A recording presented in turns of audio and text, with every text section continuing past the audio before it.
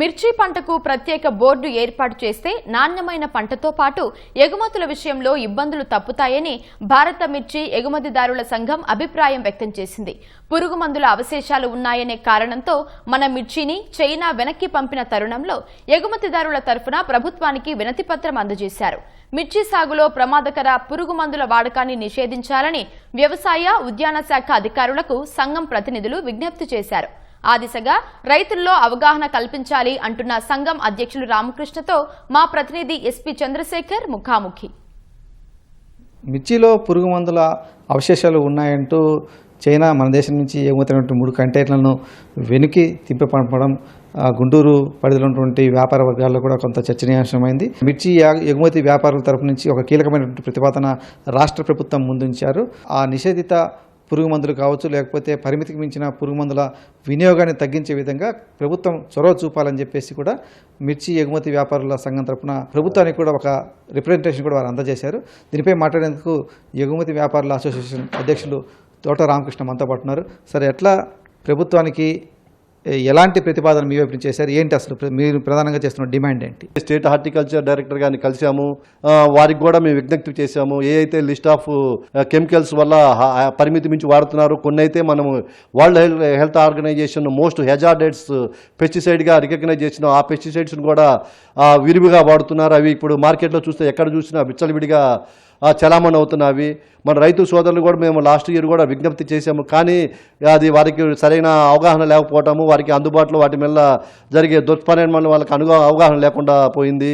కాబట్టి మేము సంబంధిత అధికారులుగా నిన్న రాజశేఖర్ గారు మన స్పెషల్ ప్రిన్సిపల్ సెక్రటరీ గారిని కూడా కలిశాము, వారికి కూడా విజ్ఞప్తి చేశాము. ప్రతి రైతును మనము మనం చెప్పలేము కాబట్టి ముందు ఏ అయితే నిషేధిత పురుగు మందులు ఉన్నాయో, ఏ అయితే పరిమితుల మించి మురుగు వాడితే ఇబ్బంది అవుతుందో ఆ పురుగు మందుల్ని బ్యాన్ విధించాలని మేము గట్టిగా కోరుతున్నాము. ఎక్స్పోర్ట్స్తో పాటు దేశంలో దిగుతున్న ప్రజలకు కూడా హెల్తీ ఫుడ్ పంపించాలంటే ఇటువంటి మీద తీవ్రంగా మీరు చర్య తీసుకోవాలని వాళ్ళని రిక్వెస్ట్ చేసామండి. వారు కూడా చాలా సానుకూలంగా స్పందించి ఎమ్మటే హై లెవెల్ కమిటీ ఒకటేసి దీని మీద రివ్యూ చేసి తగిన చర్యలు తీసుకుంటామని, రాబోయే రోజుల్లో ఐపీఎం మీద కానీ గుడ్ అగ్రికల్చర్ ప్రాక్టీస్ మీద కూడా అవగాహన పొందించి రైతులతో ఇట్లాంటి cluster develop national horticulture board కూడా ఇనిషియేటివ్ తీసుకొని క్లస్టర్ డెవలప్మెంట్ ప్రోగ్రాం ద్వారా కూడా ఐపీఎం సాగు చేయాలని నిర్ణయించారు. వీటి వినియోగం ఎంత మేరకు నిజంగా కూడా అవసరం ఉందా? ఆ మిర్చి సాగులో రైతులకు ఏం చేస్తే బాగుంటుందని చెప్పేసి మీరు సూచిస్తారు? నేల బలంగా లేదు, మొక్క బలంగా ఉండదు, మొక్క బలంగా లేదు, ప్రతి చిన్న పెస్ట్ని కూడా తట్టుకోలేదు. మనకి సాయిల్ ఫెర్టిలిటీ లేదు. మనం ఇప్పుడు చూసుకుంటే ఎక్కడ చూసుకున్న సాయిల్ భూసార పరీక్షలను చేస్తున్నాము, దాని వరకు మరి ఎంతవరకు సక్సెస్ఫుల్గా భూసార పరీక్షలు చేసామో తెలియదు. లాస్ట్ ఇయర్ కూడా కలెక్ట్ చేసుకెళ్లారు, మోస్ట్ ఆఫ్ ది పీపుల్కి ఆ రిజల్ట్ అందలేదు. 2-3 నెలల్లో మనకి ప్లాంటేషన్ స్టార్ట్ అవబోతుంది. కాబట్టి అధికారులు కానీ, హార్టికల్చర్ డిపార్ట్మెంట్ కానీ, రైతులు కానీ సాయిల్ ఫర్టిలిటీ మీద చేసుకున్నట్టయితే సాయిల్ నేల సారవంతంగా ఉంటే గుడ్ అగ్రికల్చర్ ప్రాక్టీస్ కానీ, ఇంటిగ్రేటెడ్ పెస్ట్ మేనేజ్మెంట్ కానీ, ఇంటిగ్రేటెడ్ న్యూట్రిషన్ మేనేజ్మెంట్ కానీ సరిగ్గా పాటిస్తే ఈ యొక్క రాబోయే కొత్త తెగుళ్ళు కానీ ఇట్లా తట్టుకునే శక్తి ముందు నేలకు ఉండాలా. నేల ద్వారా వచ్చే మొక్కకు ఉంటే ఆటోమేటిక్ మొక్క స్ట్రాంగ్ ఉంటే ఈ తెగుళ్ళని ఆశించదు. కాబట్టి ఆటోమేటిక్గా మనం పెస్టిసైడ్స్ వాడకం తగ్గుతుందని మా సూచన సార్. ఎందుకు గత ఏడాది నుంచే చైనా నుంచి ఇలాంటి ఆంక్షలు వచ్చాయి? ఇది మన మార్కెట్ కూడా కొంత ఇబ్బందికర పరిస్థితి కదా. చైనా ఒకటే కాదు సార్, ప్రపంచంలో ఉన్న దేశాలన్నీ కూడా ఆహారం మీద, ఆహార భద్రత మీద, ఆరోగ్యం మీద శ్రద్ధ చూపించినవి. శ్రీలంకలో కూడా ఎఫ్లోటాక్సిన్ ఉన్నాయని రిజెక్ట్ చేశారు. ఇది గత 2-3 సంవత్సరాలు మేము థాయిలాండ్లో చూస్తుంది, యూరోప్లో చూస్తుంది, అమెరికాలో రిజెక్ట్ చేశారు చాలా వరకు. కొలంబోలో మాయిశ్చర్ కంటెంట్ ఎక్కువ ఉందని చాలా కంటెంట్ రిజెక్ట్ చేశారు. ఇది తరచుగా జరుగుతూనే ఉంది. ఇష్యూ అనేది చాలా సివియర్ అండి. రేపొద్దున మనం ఏదైనా చైనా కంట్రీ బ్యాన్ చేస్తే మనం పండించిన పంటను ఎక్కడ అమ్ముకోవాలి? మన రైతుల పరిస్థితి ఏంటి? ఏ రూట్లో వెళ్ళాల్సి ఉంటుంది, ఏమి చేయాల్సి అంటారా? మీ సూచనలు ఏంటి? అసలు చిల్లీ అనేది వచ్చేసరికి స్పైస్ బోర్డు కింద ఉందండి. స్పైస్ బోర్డు 54 నోటిఫైడ్ స్పైసెస్ని స్పైస్ బోర్డు కింద ఉందండి. కాబట్టి అన్ని స్పైసెస్ అన్ని ఏరియా ఉండటం వల్ల స్పైస్ బోర్డు కూడా పూర్తిగా చిల్లీ మీద కాన్సన్ట్రేట్ చేయలేకపోతే మా అభిప్రాయం అండి. మేము విజ్ఞప్తి చేసేది ఏంటంటే దీనికి ఒక ప్రత్యేకమైన బోర్డు ఉన్నట్టయితే దీని మొదటి నుంచి ప్లాంట్ విత్తనం కానించి, తర్వాత రీసెర్చ్ ఇన్స్టిట్యూషన్ కానించి, దాని యొక్క సాగు కానించి అన్నీ కూడా ఈ చిల్లీ బోర్డు పర్యవేక్షణ చేసుకొని కొత్త ఎక్స్పోర్ట్ మార్కెట్లు కూడా ఈ బోర్డు ద్వారా మనం ప్రయత్నించి దాదాపు మనం కొన్ని కంట్రీలకి మాత్రమే చేయగలుగుతున్నాము.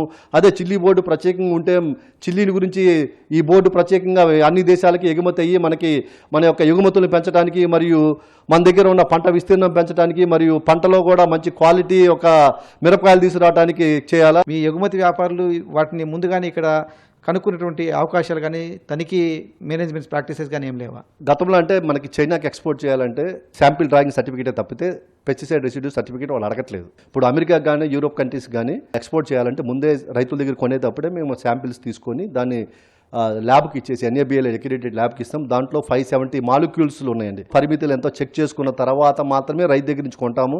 అది కొని ఎక్స్పోర్ట్ చేసేటప్పుడు ఇక్కడే ఎక్స్పోర్ట్ చేస్తాము. తర్వాత థర్డ్ పార్టీ వచ్చి శాంపిల్ తీసుకుంటుంది. తర్వాత ఎక్స్పోర్ట్ వెళ్ళిన తర్వాత డెస్టినేషన్ పోర్ట్లో తీసుకుంటారు. కాబట్టి ఉంది. ఇక్కడ చైనాకి, కొలంబోకి, ఇటన్నీ సదర్న్ ఆసియా కంట్రీస్లో ఎక్కడ దానికి పరిమితులు లేవు. ఇప్పుడు సడన్గా వాళ్ళు తీసుకొని వస్తున్నారు. ఇప్పుడు ర్యాండమ్గా శాంపిల్ తీసి దాన్ని చెక్ చేస్తున్నారు. మేము దానివల్ల ఏమవుతుందంటే ఇప్పుడు ఎక్స్పోర్టర్ అనేవాడు సప్లై చైర్లో చివరి ఉండటం వల్ల ఆర్థిక నష్టం మాకు జరుగుతూ ఉంది. Farm to Fork మోడల్లో మేము చివరిలో ఉండటం వల్ల ఆర్థికంగా నష్టపోతున్నాము. నిషేధిత మందులు అయితే ఉన్నాయో వాళ్ళు విదేశీయులు అయితే వద్దని చెప్తున్నారో వాటిని వినియోగించకుండా రైతులకు కూడా అవగాహన కల్పించేలా రాష్ట్ర ప్రభుత్వం, వ్యవసాయ శాఖ, అలాగే ఉద్యాన శాఖ చర్యలు తీసుకోవాలి. దీనికి సంబంధించి స్టీరింగ్ కమిటీ ఏర్పాటు చేసే చర్యలు తీసుకోవాలని చెప్పేసి కూడా ఎగుమతిదారులు కోరుతున్నారు. పునచంద్రశేఖర్, ఈటీవీ న్యూస్, గుంటూరు.